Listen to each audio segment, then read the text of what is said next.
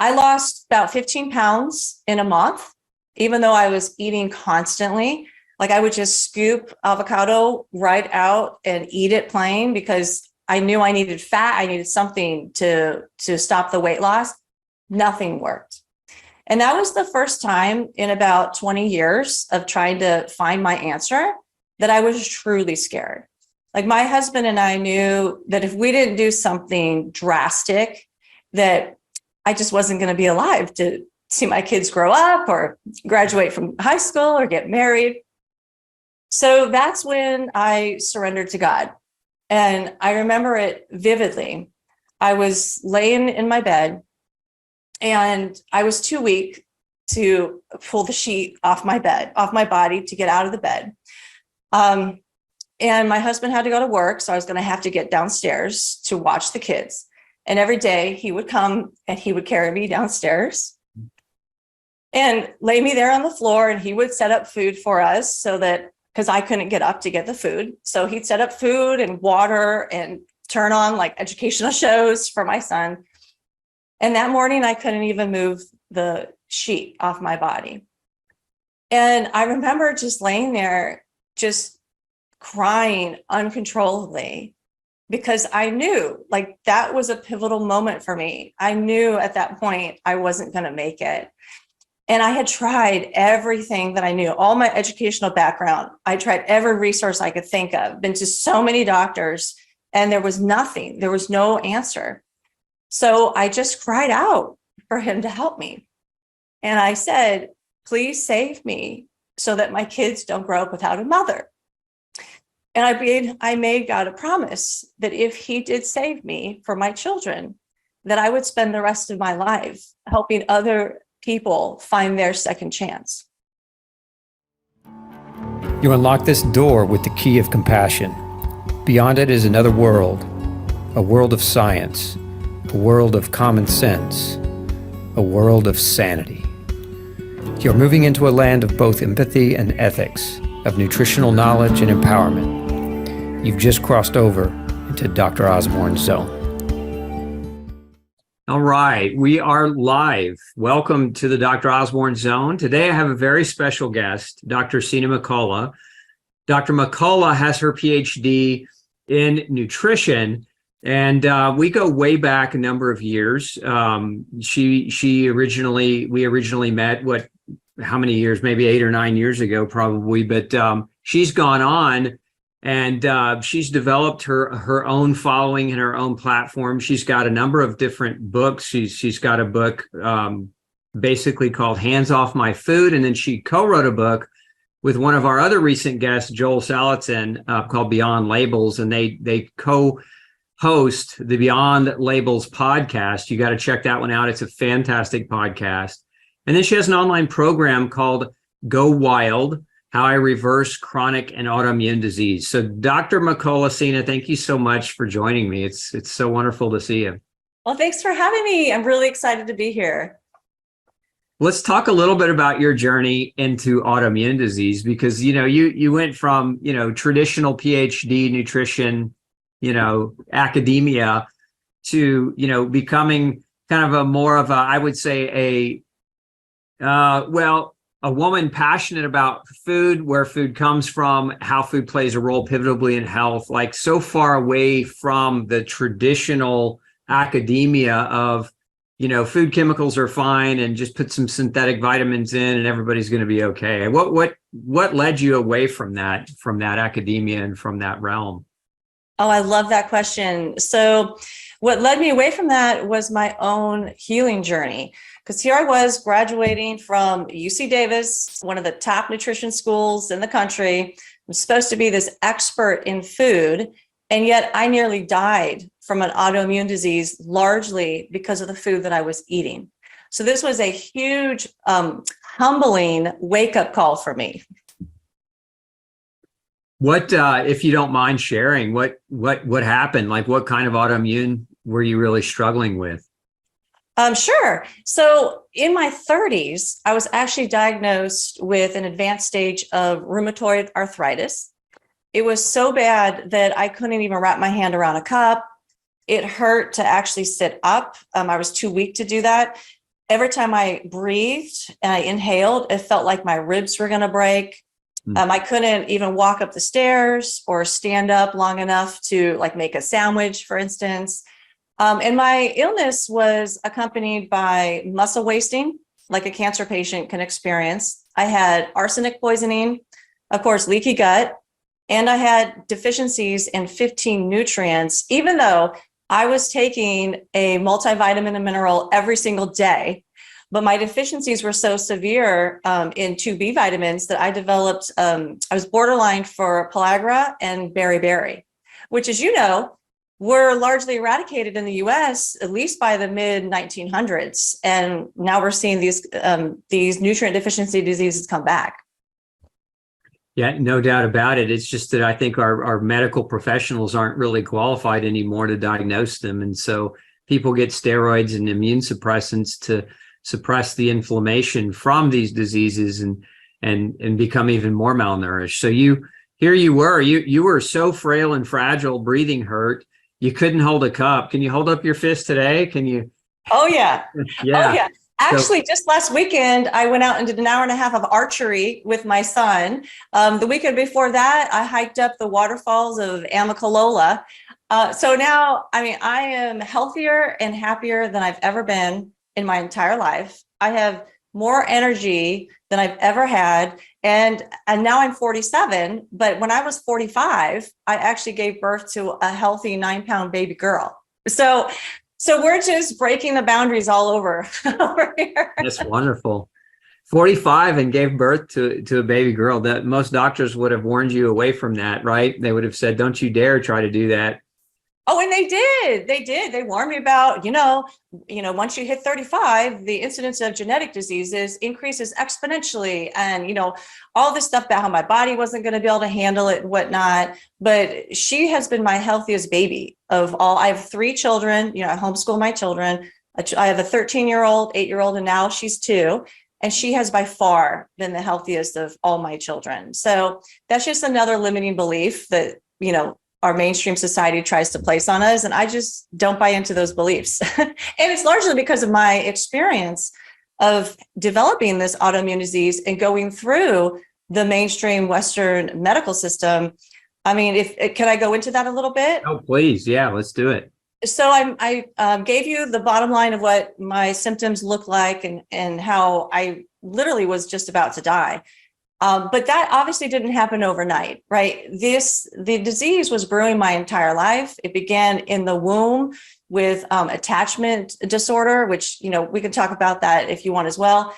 But the obvious symptoms began in my early 20s, and they began with GI issues.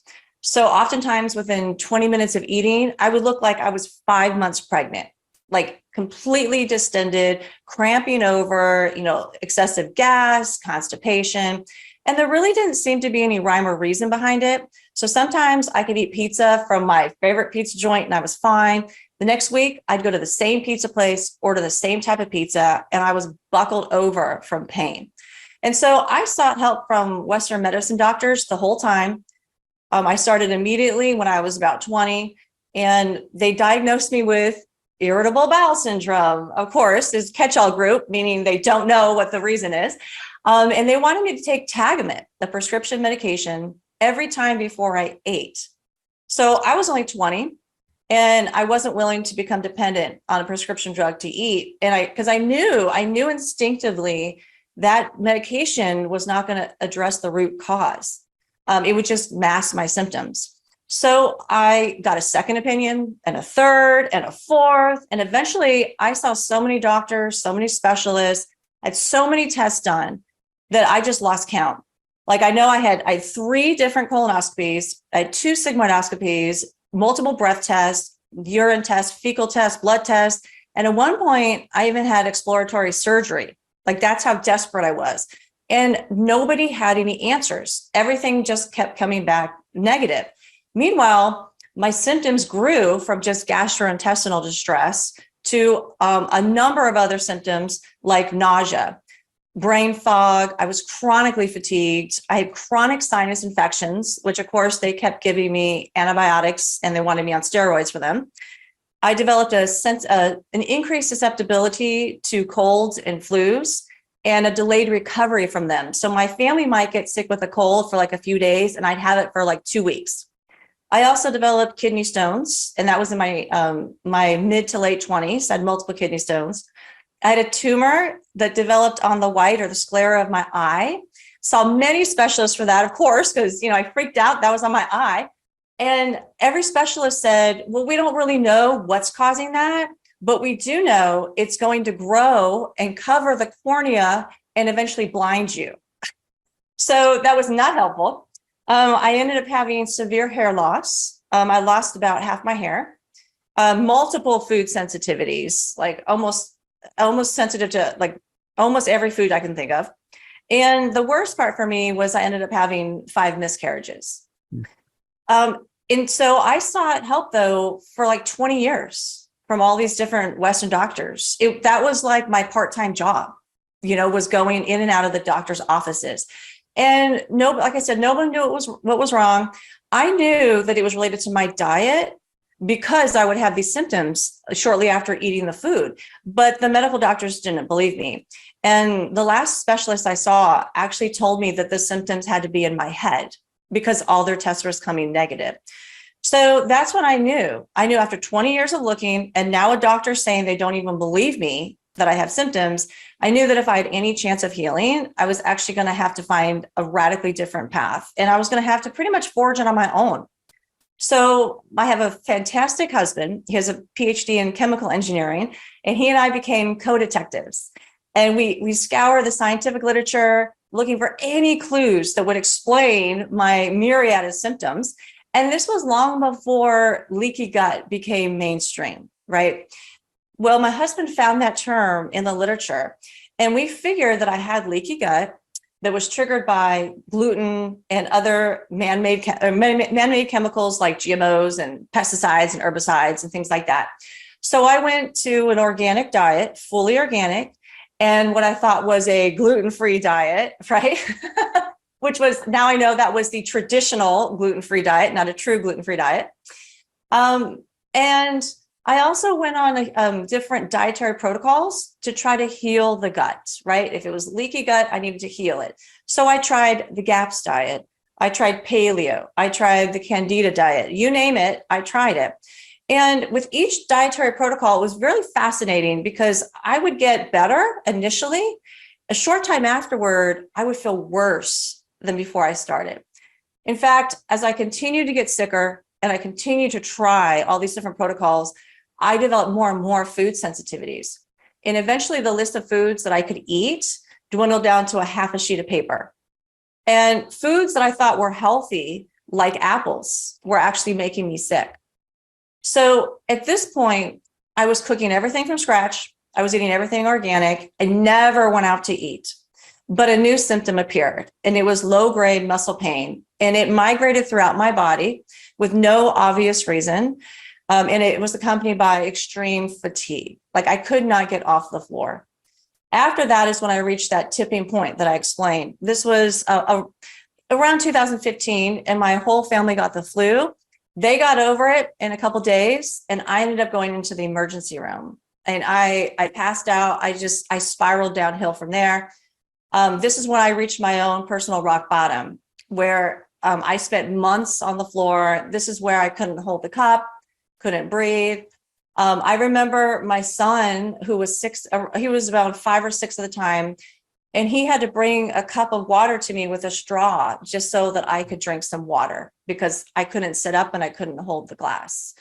I lost about 15 pounds in a month, even though I was eating constantly. Like I would just scoop avocado right out and eat it plain because I knew I needed fat. I needed something to stop the weight loss. Nothing worked. And that was the first time in about 20 years of trying to find my answer that I was truly scared.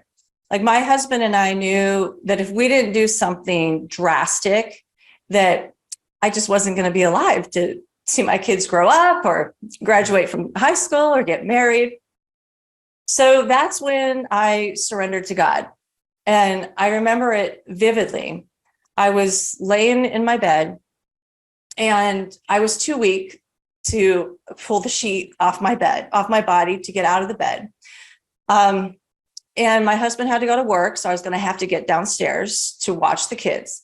And every day he would come and he would carry me downstairs and lay me there on the floor, and he would set up food for us so that, because I couldn't get up to get the food. So he'd set up food and water and turn on like educational shows for my son.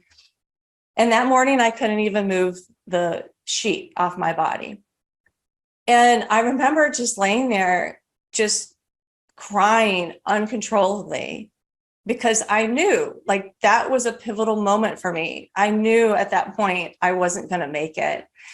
And I had tried everything that I knew, all my educational background. I tried every resource I could think of, been to so many doctors, and there was nothing. There was no answer. So I just cried out for him to help me. And I said, please save me so that my kids don't grow up without a mother. And I made God a promise that if he did save me for my children, that I would spend the rest of my life helping other people find their second chance. So my husband comes up, brings me downstairs. And what I would do every day was listen to these free online health summits. And you know, because you have been featured on these summits a lot. These are, they're free. Anybody can access them. They have great, like cutting edge information on them. And you almost have to have it as your job, because there'll be like 8 hours a day of all this information, right? And so that became my job for months and months and months. That's all I did was lay there and listen to one person's lecture after the next, because I was trying to piece together my puzzle to save my life. Well, that day, the summit speakers came on, and my husband said, which one do you want to listen to? And something drew me to one speaker. I said, that one. He pushed the button for me and left. Within seconds of hearing this person's voice, I knew the spirit spoke to me. That is your doctor. You need to call now. So I called the office, and they said, well, he does do remote visits, because see, I was living in Virginia. He was in Texas. And they said he does remote visits, you know, through Zoom or phone. But he just released this book. He's on a book tour. It's a 6-month waiting list. And I said, I'm not going to be here in 6 months. And the woman was so kind. She said, okay, get your information in, fill out all the medical information, get it in. I'll get you on the wait list, you know, try to get you in earlier. I got it in that day. The very next day, I get a phone call from the office, and they said, he has a cancellation. Can you meet with him tomorrow? And I'm like, this is affirmation, right? This is God answering my prayer. And for those of you who haven't figured it out yet, that man was Dr. Osborne. So that was it. Dr. Osborne was a huge pivotal piece in my healing journey on multitude of levels. We met that first appointment, and within 5 minutes, he diagnosed me, right? Something that no doctor had been able to do in over 20 years. You looked at all the information I gave you, and you're like, oh, I know what this is. But beyond that, you believed me, right? You didn't think I was crazy or making this up. You believed me, and you said, we're going to get you better. And oh my goodness, the joy that came out of me. I remember laughing. Like, I was so excited to hear that. You know, finally I had somebody on my team, and I knew I was going to be okay. And I knew it was because this is the path that God laid out for me, that I was going to fully heal. One of the pivotal piece that I was missing was I didn't know about functional testing. I was relying on the tests that the Western doctors offer you. And those tests clearly for me were not accurate, right? They weren't showing what was really wrong with me. It was you introducing me to these functional tests that actually showed that, no, you actually have 15 nutrient deficiencies. Meanwhile, the Western medicine doctor's test showed I had no deficiencies. You showed me the test for heavy metal toxicity. I showed up with arsenic. The Western doctors showed that I had no arsenic toxicity or any toxicity of any kind. the gluten sensitivity. I even had a biopsy of my gastrointestinal tract done, and they're like, you don't have celiac disease, you don't have any problems with gluten, go ahead and eat gluten. Well, you showed me the gold standard genetic test. Sure enough, I'm positive for it. It was like day and night. So you helped me on so many different levels that, I mean, I'm beyond grateful for, for the education and for the support. And it was a critical component for me reversing the condition. So I basically followed the protocol. We figured out the final foods that I was sensitive to. And I had actually done diet elimination reintroduction. I was trained in how to do that. And that's how I was able to figure out my half a sheet of paper of foods that I could eat. But the problem was I got so sick, I didn't have a baseline anymore. Like, sick was my baseline. So I had no way to tell, did that food actually hurt me? Because I was just constantly in pain. So that was one problem. The other problem was the foods that you helped me identify that I was actually sensitive to, I wasn't having any gastrointestinal symptoms when I ate them. All the other foods, I had GI symptoms like within 20 minutes or so. So it was pretty obvious to me once I got a solid baseline. But these foods I had no problems with. And they were things like chicken and bay leaf, which I hadn't thought to think of a spice, an herb. And what was I drinking? I was drinking tons of bone broth, right? Chicken bone broth with bay leaf in it, right? That's part of, the GAPS protocol and all these gut healing protocols. So I was eating these foods. I wasn't having any obvious, reactions to them, but they were what was keeping me sick. So we got the test back. The first thing I did was obviously remove there's like three main food triggers that were remaining. Just removing that alone, in 3 days, I got off the floor. Like, remarkable how fast the body can heal, right? So following the protocol, I was a really, determined and vigilant client. I made sure I did everything to the T. And I got into remission. Right. I everything had reversed. I didn't have any heavy metal toxicities anymore. The food sensitivities were reversed. I didn't have any nutrient deficiencies anymore. So no concern of beriberi or pellagra anymore. And I was, what by all accounts, you would say I was in remission. And that's the point. I don't know if you want to jump in or not, but that's the point where I discovered the emotional component of the healing journey. Yeah, I thank you for being so visceral. That, you teared me up going through that with you. I just, for the audience's sake, I just want to try to organize what happened in their minds just beyond the story that you had to go through. And that was, with any autoimmunity, those of you that are struggling, there's primary biochemical components that are triggers always. And there's 4 categories of those triggers. Those triggers are food. There are chemical exposures, like in your case, arsenic.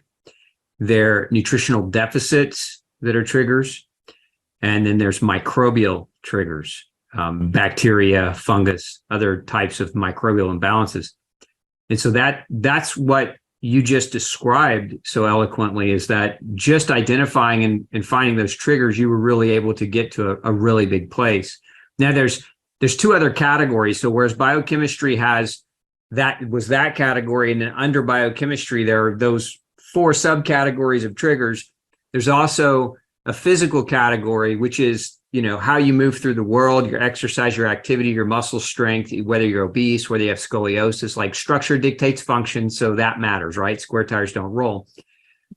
And then there's one other category, which is the emotional spiritual category.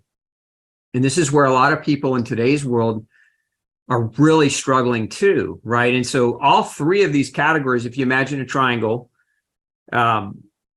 3 sides, right? At the hub in the center of this triangle, you have your genetics, which are a gift from God. They're not a curse. I promise you, your genes are a gift. But your genes are basically being sent messages by your physical, your chemical, and your spiritual choices every day that you make, right? And so if those messages are congruent with healthy genes, then you express health. And if those choices are incongruent, then your genes are so smart and so intelligent. This is why they're a gift, is they send you a warning. They send you symptoms and say, make a change, because that's what that really means. And so what Sina just covered was all the chemistry, but again, now we're going to move into this emotional, spiritual side, which is really one of the big reasons why I wanted to have you on, because I know making these kinds of breakthroughs can be huge. And I want you to share what helped you as you kind of not completed your journey, but just really put the icing on the proverbial gluten-free cake of your health. Yes, I would love to share. So as I mentioned, I got into remission, and what I realized was I didn't want to be in remission.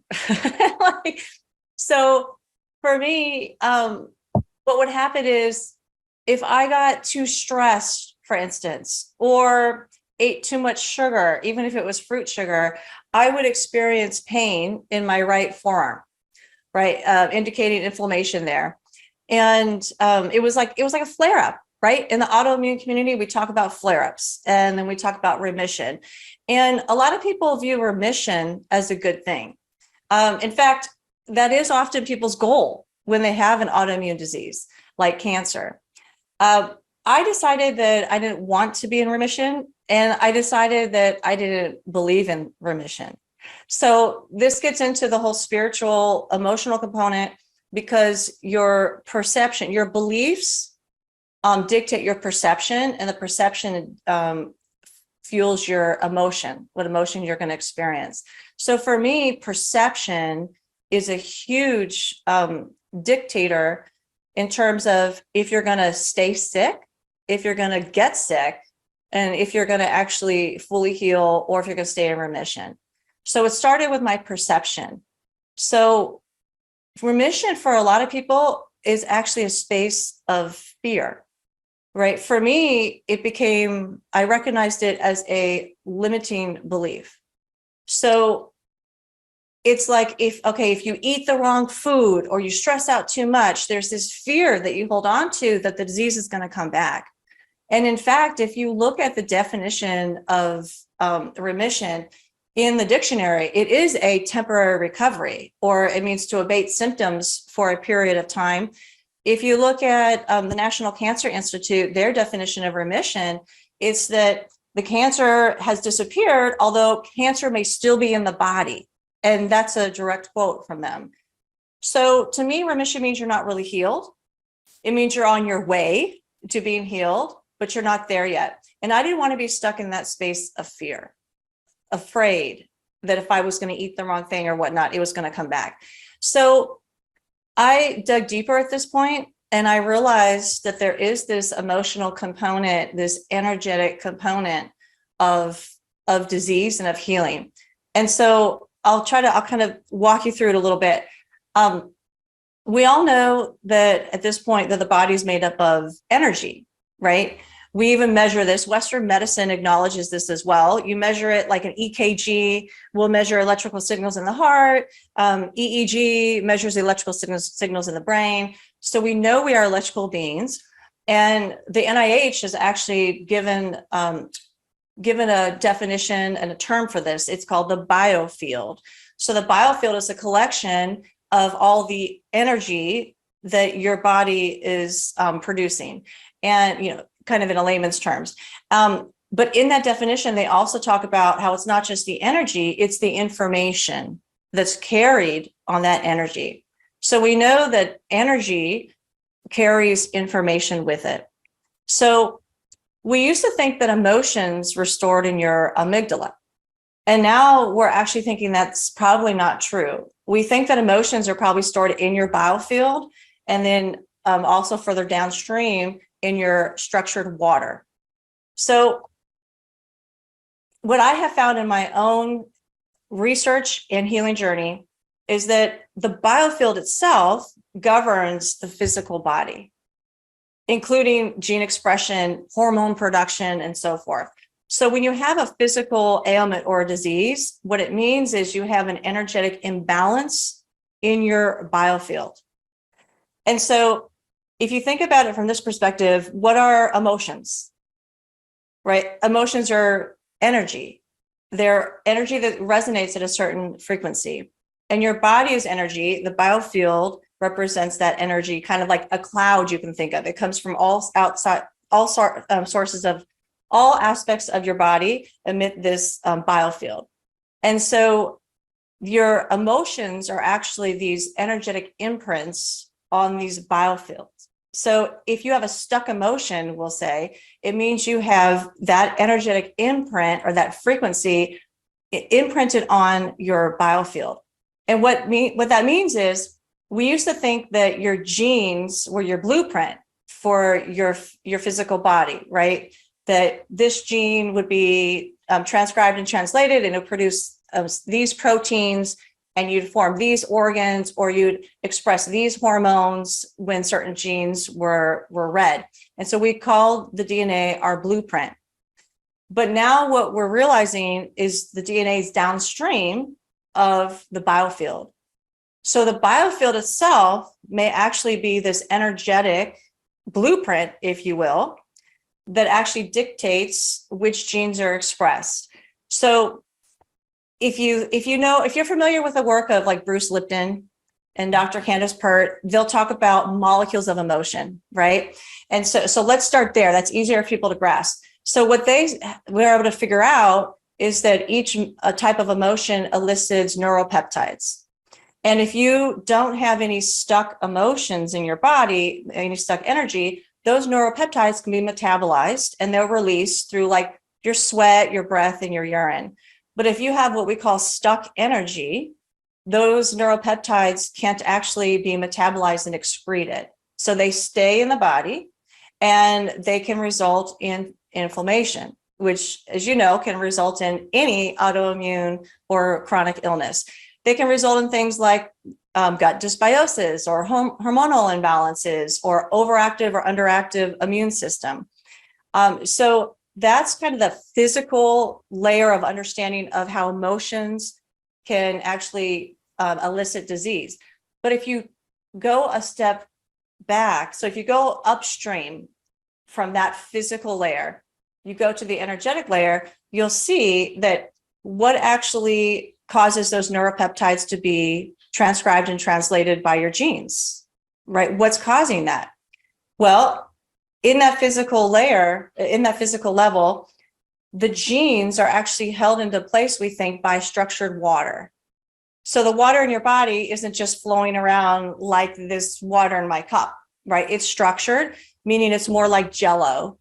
And when it has a coherent structure, it's coherent water, we call that healthy, right? For really kind of boiling this down, that's like healthy. You want it to be structured water. When it's incoherent or unstructured, that's when you're going to have genes expressed, for instance, that will elicit like pro-inflammatory cytokines, things like that. So what we think is happening is the structure of the water itself holds the gene in place. So what that means is, okay, now back it up one. What information is the structured water receiving to let it know what configuration am I going to hold these genes in, right? Well, it turns out the structured water, we think, is receiving signals from the biofield. As you know, I've just mentioned that the energy of the biofield, it's not just energy, these waves, it actually has information on it. So whatever the energetic imprints are in your biofield, it's sending information to the structured water, which can either make it coherent or incoherent, which then changes which genes are going to be expressed by actually physically changing the conformation of the DNA.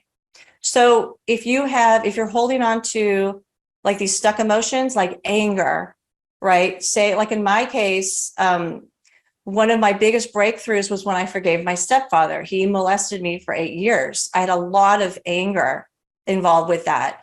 And I was holding it in my biofield. I was holding that energetic imprint in my biofield. That means that low frequency, right?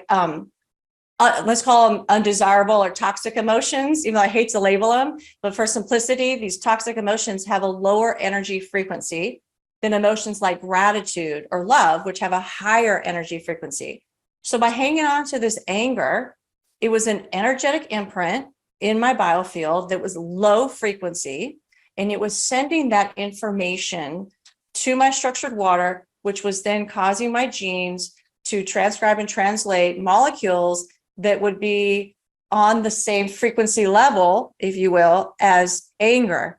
So I was creating disease in my body, and I was perpetuating it because I had that blueprint in my biofield that was constantly sending information to my physical body of how it should respond to the environment. So do you want me to pause there, or did I do okay explaining that? I think you're doing great, because this is a super complex topic, and no, I think you're doing well. Keep going. Okay. And so let me tie in. So for those of you who are going to try to tie in like Bruce Lipton, you've heard, molecules of emotion. So those neuropeptides that they're talking about that are produced by different emotions, they're produced by the emotion that's sitting in your biofield, for instance. So it causes the structured water to hold the gene differently, which then causes the gene to transcribe and translate that specific neuropeptide that matches the frequency of that emotion. So that emotion sent that information to transcribe and translate that neuropeptide. So I'm not saying anything that's opposite of each other. These things all these things all work together very nicely. What I'm saying is don't stop at the physical level. So don't just stop at understanding that, on the physical level, we have these neuropeptides are produced, because we're not just physical beings. As you so eloquently stated, it is important to address your triggers on the physical level, but we have to, as a society, get past this concept that we're just physical. We're not. And this was hard for me too, because I was Western trained. I was trained that the body is a machine. And as a machine, it has different parts and it works well as long as you have all the parts, like you have all the vitamins and minerals and cofactors and enzymes, then the machine is well oiled and it works well, right? And it doesn't work well if you have things that disrupt the machine, like toxins, like the heavy metals and glyphosate. And that's the extent of what we're taught. And that's what most of us think. So when we try to reverse the disease, we look for the physical triggers and then we're like, okay, we're done. But that's not the end of the story, right? Because we are actually light energy, right? The body is actually energy. And so we need to address the energetic level as well. That's what I did. I addressed the energy level, and that's how I got out of remission, and where now I am fully healed. So I never have flare-ups. No matter what lab test I have, there's no markers of any kind of disease. Even using the functional test, there's no markers of any kind of inflammation or disease. My body has reached a balance. And that's what you're talking about with that triad. I finally reached a balance. And that's because I addressed the physical, the emotional, mental, and the spiritual. So the bottom line here is if you heal the energy imbalance, you can actually help heal the physical body. And we know this to be true. We know in the scientific and medical literature, there's things called spontaneous healings, right? These happen. If you read through these are largely because of an emotional release of a trapped toxic emotion. And usually it's from forgiveness, right? People actually forgiving and letting go. So there's this one, I love, if I can share this one story to really drive this point home. There was a woman, and this is documented in the literature. There's a woman who was diagnosed with cancer, and her husband had recently cheated on her and left her for another woman. And the doctor said, this is inoperable. There's nothing we can do about it. She comes back a little bit later. They're like, now it's stage 4. It's, basically say your goodbyes. So she left and she decided to get her closest girlfriends together. They had a burning party. So they started this bonfire in her backyard, and she took every single item of her ex-husband and she threw it in the fire. But not only that, she screamed and yelled, like all the emotions that she had, all the anger, all the frustration she had, all the disappointment and the rage. She just screamed and cried. And the women like, oh, I'm getting all emotional because to have that kind of community, you know, that women circled around her and gave her that safe space, that support to do that in. She goes back to the doctor, the tumor's gone. She didn't do anything else. She released all of these energetic imprints that were on her biofield. And that, because it's upstream of the body, that healed her physical body. So that's just one example of how important emotions are. Another one I'd like to share is, you know, my mother's example. She, like me, was very sick and was about to die. Actually, I got the call. She lives in California. I was out in Virginia. I got the call in the middle of the night. She's not going to make it through the night. She'd been sick since her 20s. She had chronic kidney disease. So her kidney had already failed years before. She was on she had a kidney transplant. So the remaining kidney was failing to get in the hospital. She had type 2 diabetes, Hashimoto's, pancreatitis, high blood pressure, high triglycerides, skin cancer, grand mal seizures, like you name it, she probably had it, right? So I get the call that she's about to die. So I immediately get in the car and I fly to California. And I get there, and long story short, well, actually, you were there on the phone to help me walk through it. And they said she's going to die. So just say your goodbyes. Like there's nothing else we can do. And I said, no, that's not good enough. She's coming home with me. So her husband had passed away. You know, I also got the call for him that night that he wasn't going to make it. Her husband ends up passing away. And so she comes and lives with me. And that was my stepfather. So she's in my house. You know, I brought you on my team again. You helped find these physical triggers using the functional tests because I was not objective. I was very emotionally entwined with this. And within about 7 months, every single disease that she had reversed. All of them, even the diabetes, which she had had for decades. She was on insulin. I mean, she had to take insulin before every single meal and before bedtime. The diabetes was gone. The Hashimoto's was gone. Like the cancer went away. The kidney bounced back and was actually at a normal range, not normal for a transplanted kidney, normal for if it was your own biological kidney. Like remarkable, right? So a few months later, she ends up dying. Even though she was in her 70s, healthy as she had ever been in her entire life, all the doctors couldn't believe that she was healed. They kept running all these tests trying to find everything. Even the plaque that was in her heart reversed, everything went away, but she still died a couple months later. And it was because she had stress-induced cardiomyopathy. She died of a broken heart. She was doing okay. And then on the anniversary of her husband's death, she felt pain in her heart and we rushed her to the hospital and they ran all these tests and they actually diagnosed her. These are Western doctors. They said, this is stress-induced cardiomyopathy. Did something just happen to her? And I said, yes, this is the anniversary of her husband's death.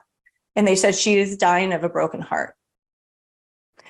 So to me, that's a story of not only the power of your emotions, right? Totally physically healthy, but she died because she couldn't deal with the grief, with the loss, with the fear of being alone.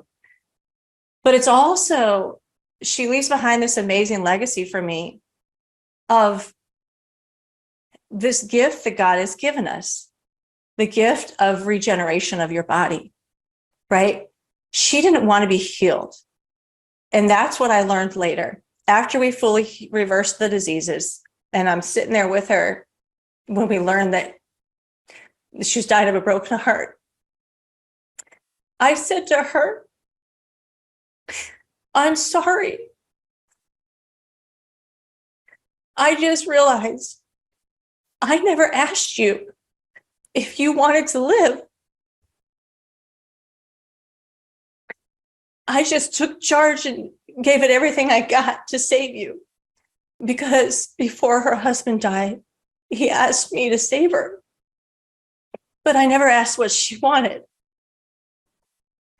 And she looked at me, and there was this moment of clarity. And I'll never forget it. She looked me in the eyes and said, "Thank you. I don't want to live." She wanted to be with her husband. So I honored that. I honor her last request. But the amazing legacy she leaves behind for me, for my kids who saw this happen, was that even though she didn't want to live, her body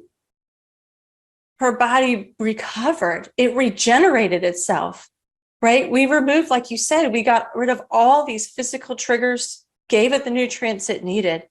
And in spite of her not wanting to live, it healed itself. And that's our gift that God's given every single one of us. And we know this is true through the scientific literature as well, through the discovery of stem cells, right? We can regenerate any organ, any system in our body, if we just learn how to tap into that and we want it, right? If you ask God for it and you want it. So my mom didn't want her second chance, but that's an amazing story that I like to share, because I think she would want everyone to know that if you want it, God has given you that gift. Yeah, that's so powerful. So powerful. Wow. Thank you for sharing that, because I know that wasn't easy. Yeah.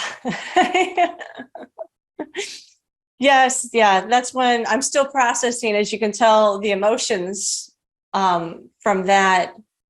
That's still an energetic imprint in my biofield that I'm learning how to transmute. You know, I'm learning to be the witness to it instead of judging it. You know. Yeah. Yeah. I think I'm gonna probably insanely oversimplify this, but and in probably a really corny way, but I'm gonna do it that way so that we can come out of that emotional state of what you went through and maybe come into this other state, which is, you know, I'm a kid of the 70s and 80s, right? I'm a child of that genre, if you will. And so, you know, one of the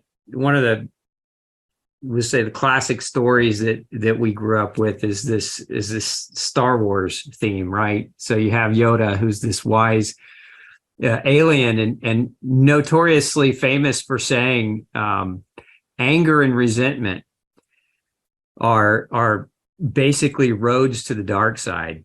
And you know, again, an oversimplification, and but it's not untrue, and that emotion plays such a powerful role in either allowing you to achieve your greatest self and achieve your highest level of energy and health, or it plays a role in keeping you from making breakthroughs. And a lot of people have that. We live in I would call it, our current day and age is, and this is going to sound harsh, but I think we live in a spiritually bankrupt society.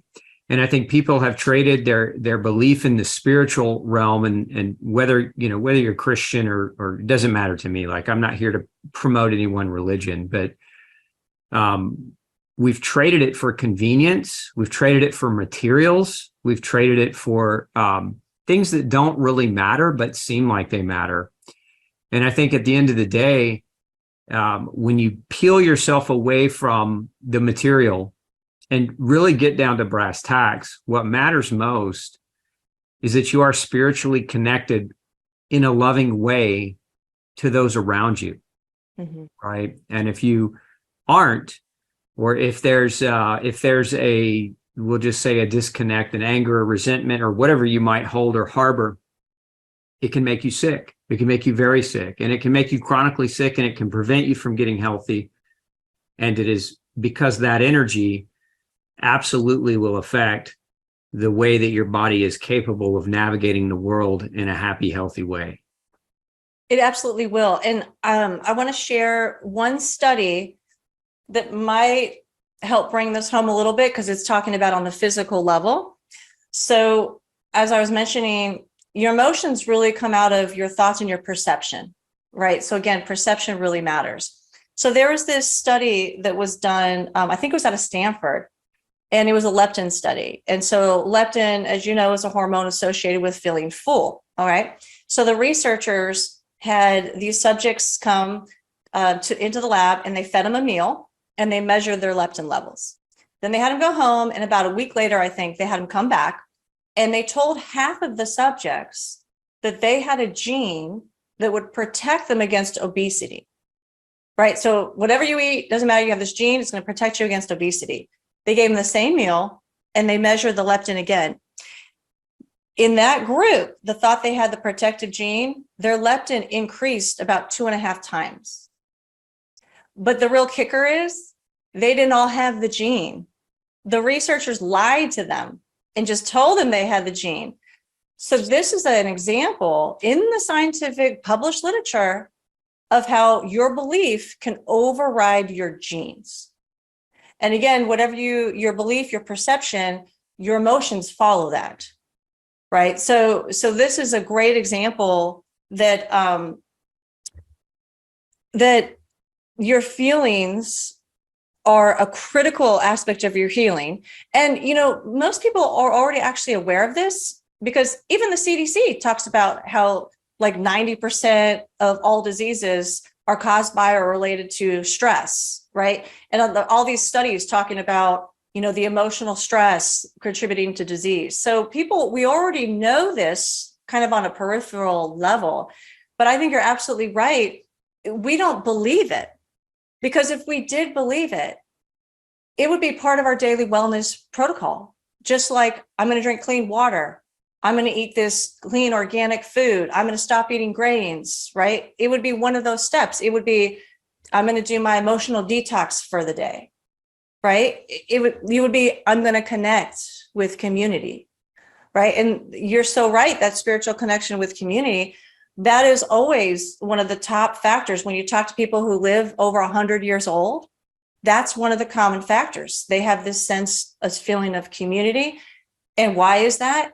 That sense of community elicits those high frequency emotions, right? Of feeling supported, of feeling loved, of feeling grateful.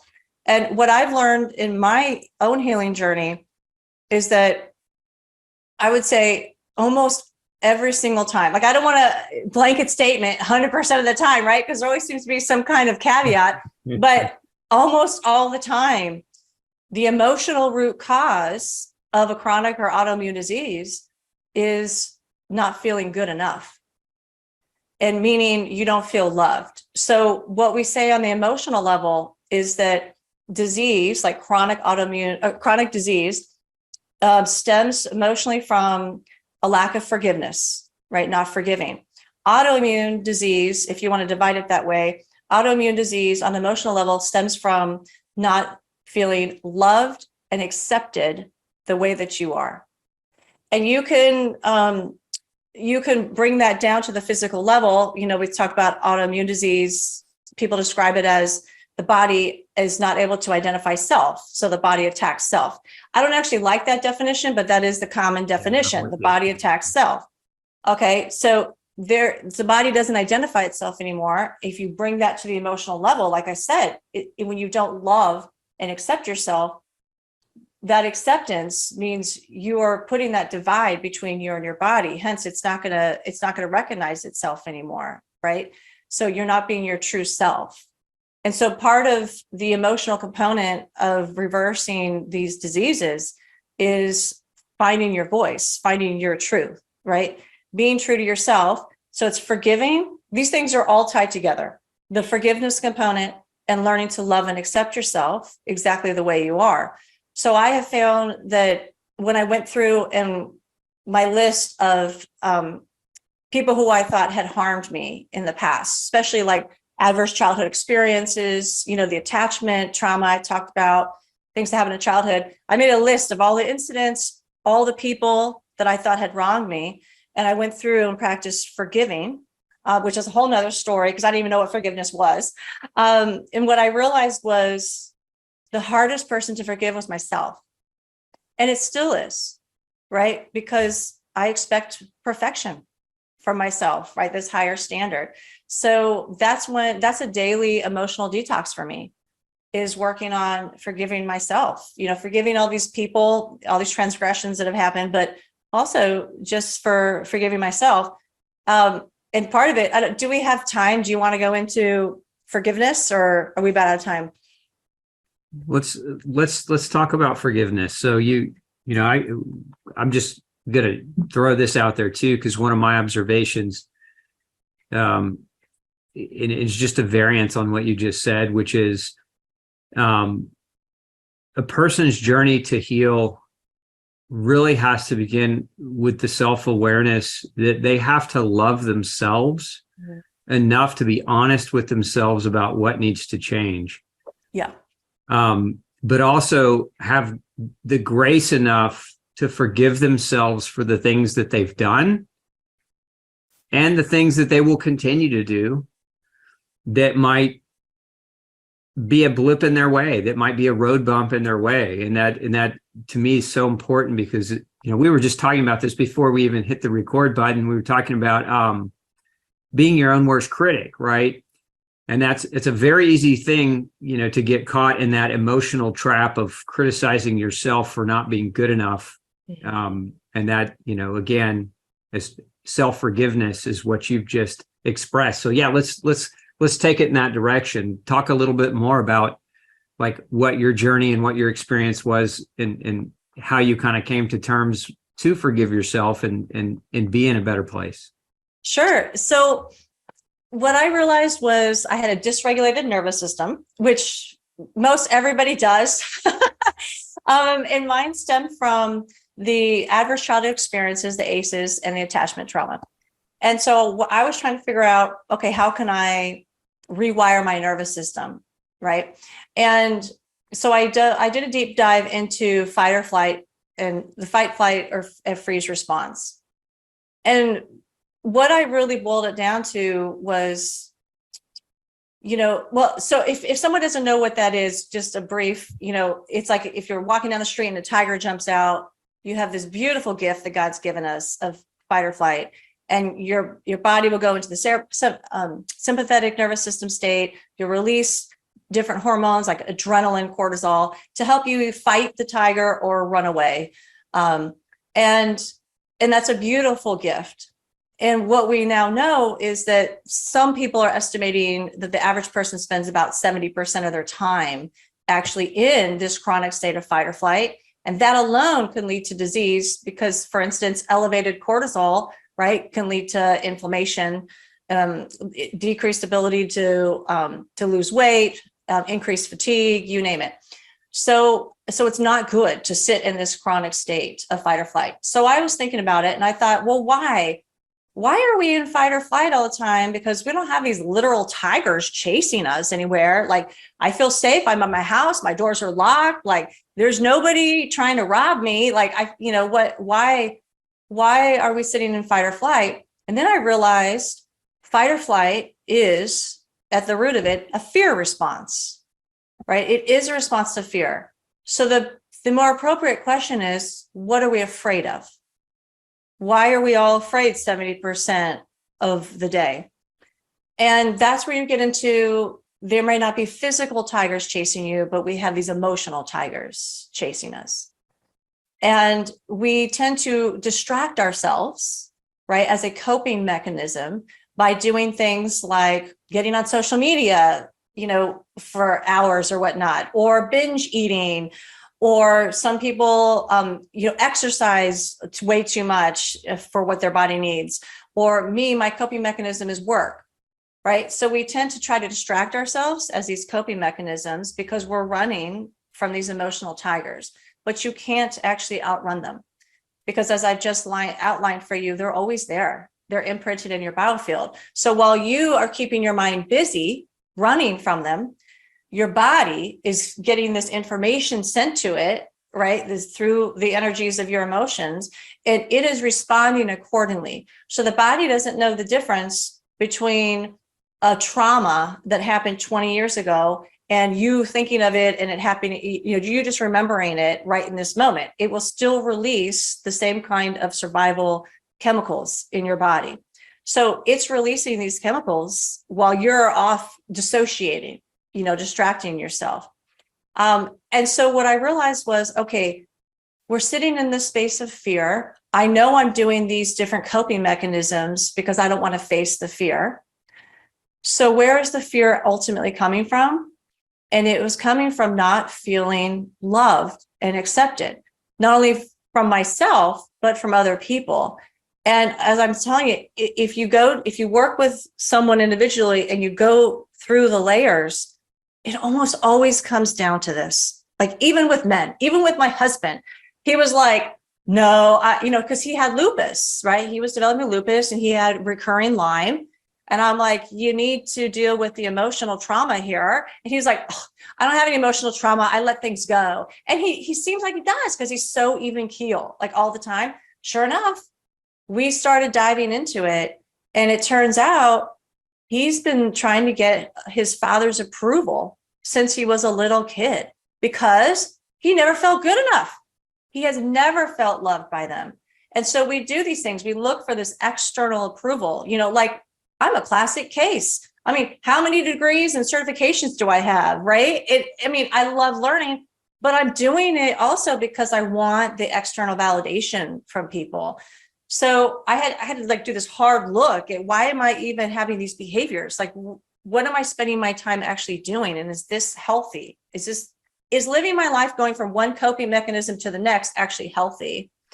And so again, as you boil it down, it's because you don't feel loved and accepted. And so what I realized is I couldn't love and accept myself until I could forgive people because I kept wanting something from the other people, right? I kept wanting this external validation from them and I just never got it.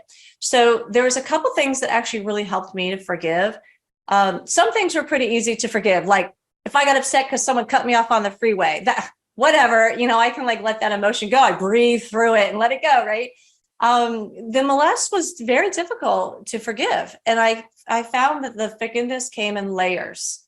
So it wasn't this, I just feel like light. All of a sudden, I just forgave you entirely, right?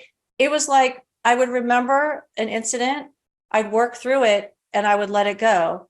And then a few days later, maybe a few weeks later, I'd hear a song or something and it would bring back another memory. Then I would work through that one and let it go. So for me, that really actually happened in layers.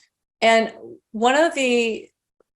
a pivotal moment for me in learning how to forgive, it was two things. First of all, I realized forgiveness is not about the other person. Forgiveness is about me saying, I'm not going to carry your burden anymore. Right? I'm not going to carry this toxic energy anymore because I love myself too much to do that to myself. So here, you can have it back. That was the first pivotal moment. The second was I was listening to a forgiveness meditation by Louise Hay, who I adore her. In this meditation, I must have listened to it, 30, 50 times. But like that one more time you hear it, all of a sudden something jumps out at you. It's one thing that she said. She said, I forgive you for not being the way I wanted you to be. It clicked. Wait a minute. I'm sitting here trying to forgive these different people in my lives. Forgive them for what? The molest is a different case, right? We're looking at other things that people have done.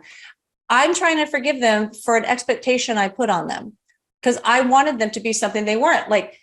And this was an analogy I came up with. I wanted my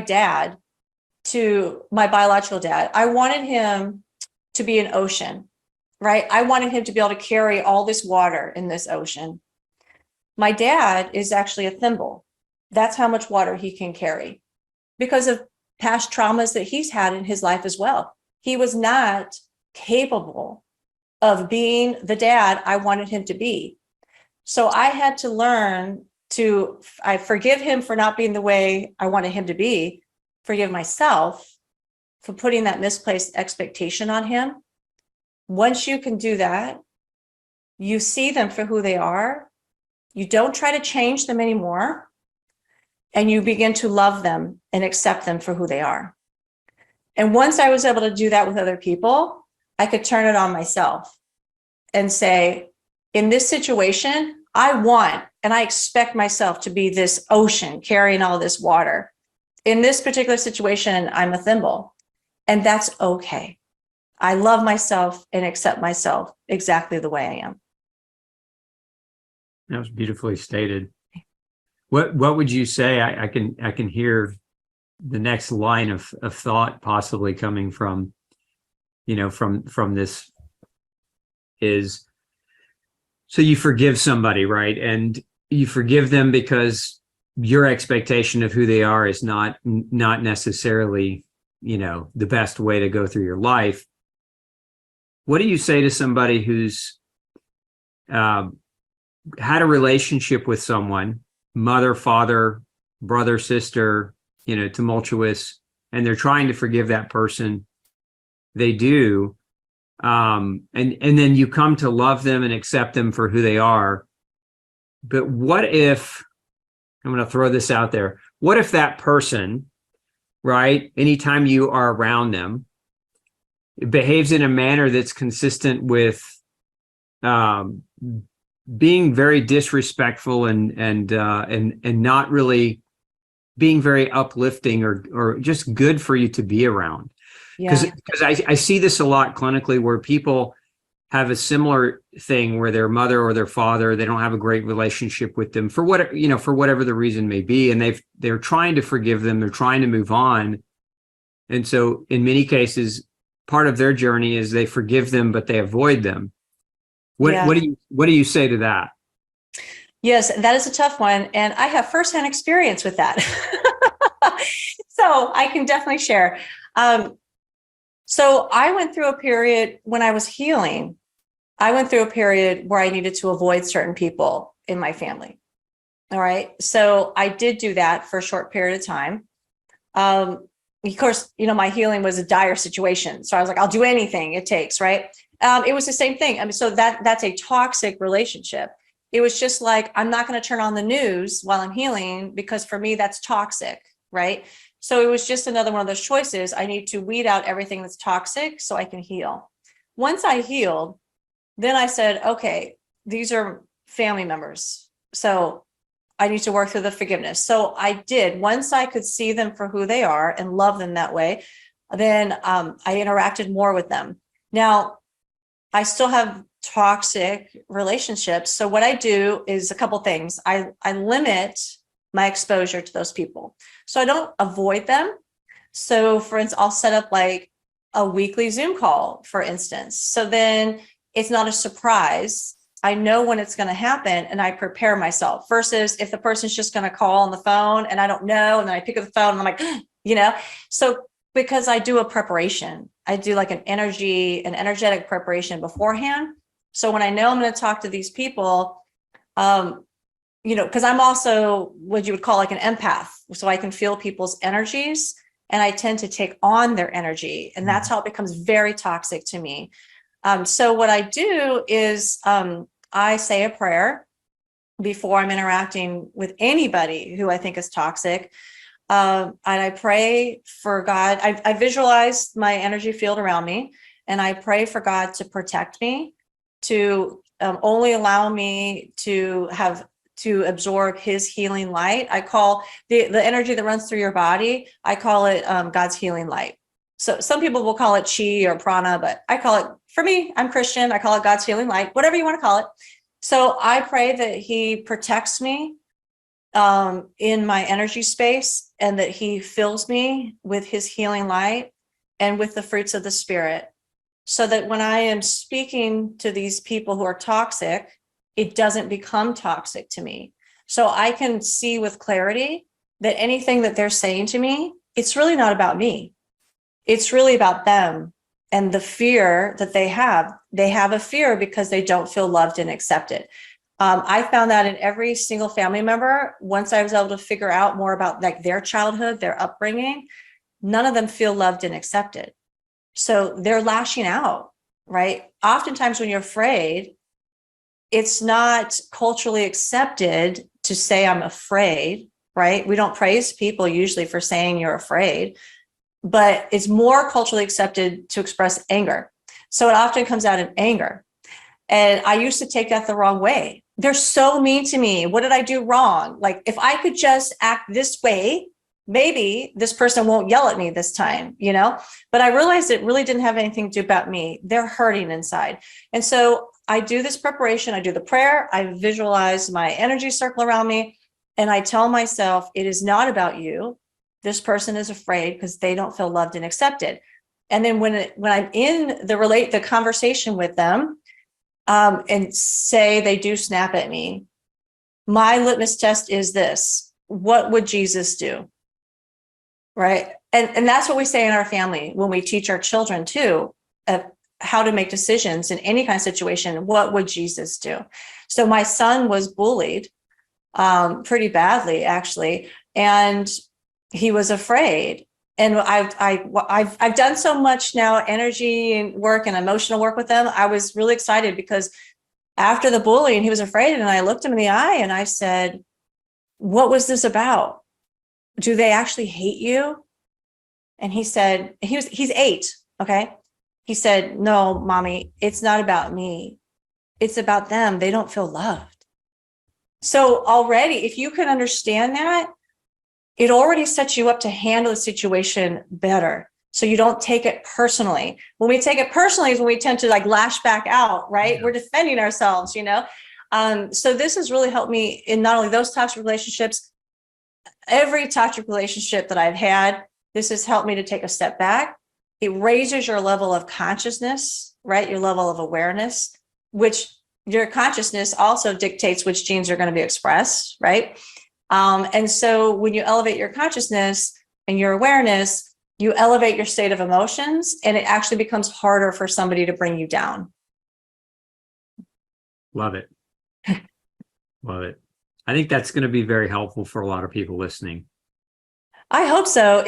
I'm trying to put it all in a nutshell. This took many years, right? By the way, give yourself grace. If it doesn't work right away, it takes practice. I didn't do this overnight. This took a while to work through these layers of emotions and work through trying not to take on other people's energies. So one small step. And a work in motion, it takes practice, but also it also takes constant awareness, right?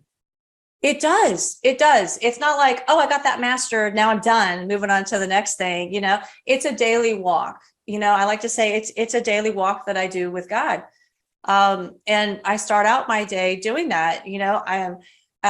And God tells us in the Bible to renew our minds daily. And so that's what I do. Wake up, I'm going to clear my emotions. I do some exercise, do some meditation, with my kids, right? Because I'm a homeschool mom.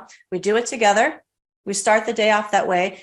On the days when we don't do that, it's like day and night. You can definitely tell the difference. We ground ourselves first. But again, we're not perfect.